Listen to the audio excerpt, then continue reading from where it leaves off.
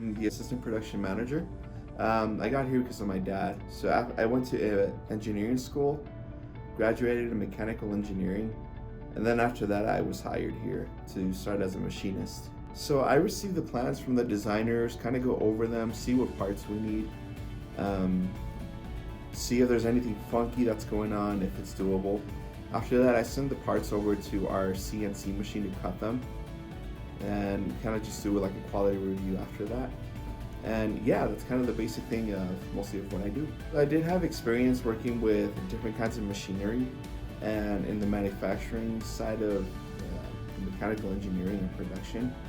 So when I came in, I was a little bit familiar on using the programs that we do use, the CAD, CAM programs. Yeah, it was a little different from what I used, but based on the previous knowledge that I had from mechanical engineering school, I kind of had it was a little bit easier for me to get the hang of things. Yes, absolutely. Everybody was super helpful. Everybody was very, very patient. You know, you do make a lot of mistakes when you start. Eventually, you kind of become aware of them, and you start to get better and better and better.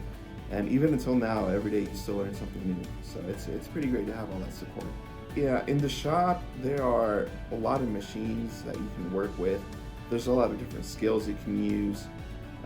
Even here in the office, kind of like what I do in the computer, kind of going, working your way up as a machinist to a production manager.